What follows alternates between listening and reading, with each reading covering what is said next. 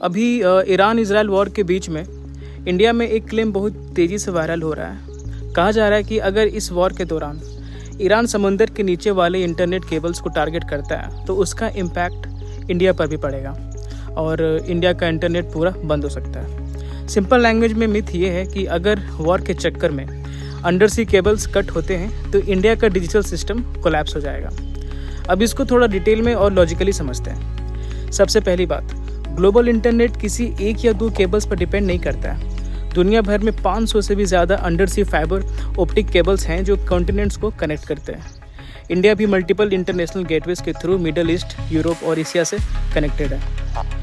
अगर किसी एक रूट में डिसरप्शन आ भी जाता है तो डेटा ऑटोमेटिकली शिफ्ट हो जाता है दूसरे अवेलेबल रूट पर। ये सिस्टम इसी तरह से डिज़ाइन किया गया है ताकि सिंगल पॉइंट फेलियर से पूरा नेटवर्क एक बार में बंद ना हो।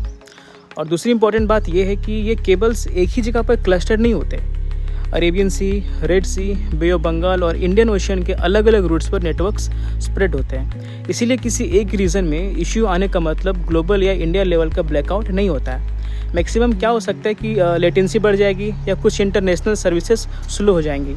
हिस्ट्री भी यही बताती है। पहले भी इजिप्ट के पास और मेडिटेरियन रीजन में केबल्स डैमेज हुए हैं। उस टाइम एशिया और यूरोप के बीच इंटरनेट स्लो हुआ था, लेकिन पूरा इंटरनेट कभी बंद नहीं हुआ। फाइनेंशियल सिस्टम्स, कम्युनिकेशन चलती रही, बस परफॉर्मेंस टेम्परेली इम्पैक्ट हुआ था। अभी रिसेंट एग्जांपल देख लो, अभी 2-3 दिन पहले ही मिडिल ईस्ट रीजन के बहरीन साइड पर जो क्लाउड इंफ्रास्ट्रक्चर रिलेटेड डिस्ट्रप्शन हुआ था, जहां अमेजन वेब सर्विसेज के सर्वर्स टेम्परेली इम्पैक्ट हुए। तब कई वेबसाइट्स और ऐप्स कुछ टाइम के लिए स्लो जरूर हो गए थे, लेकिन उस सिचुएशन में भी इंडिया का इंटरनेट बंद नहीं हुआ था। सिर्फ स्पेसिफिक सर्विसेज अफेक्ट हुई थी, वो भी लिमिटेड ड्यूरेशन के लिए। एक और प्रैक्टिकल एंगल समझना ज़रूरी है।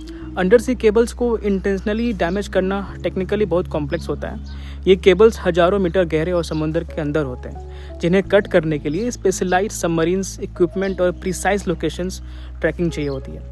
ये कोई सिंपल या इंस्टेंट मिलिट्री ऑपरेशन नहीं होता।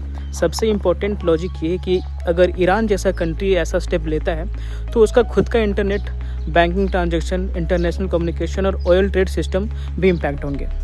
इसलिए ऐसा एक्शन खुद ईरान के लिए भी हेवी इकोनॉमिक और स्ट्रैटेजिक लॉस क्रिएट करता है। इसीलिए जो वायरल र्यूमर चल रहा है कि इंडिया का इंटरनेट कम्प्लीटली बंद हो जाएगा, वो एग्जैगरेटेड और फियर ड्रिवन नैरेटिव है। रियलिस्टिकली वर्स्ट केस सिनेरियो ये हो सकता है कि कुछ इंटरनेशनल वेबसाइट स्लो हो जाएंगी, लेटेंसी इंक्रीज हो जाएंगी या टेम्पररी डिसरप्शंस आ सकते हैं, लेकिन nation wide complete internet blackout almost impossible है। फाइनल कंक्लूजन सिंपल है कि इंटरनेट बंद होने वाला नहीं है, पैनिक करने की ज़रूरत नहीं है। आज के समय में वॉर बस मिसाइल से नहीं लड़ी जा रही है, मिस इन्फॉर्मेशन से भी लड़ी जाती है।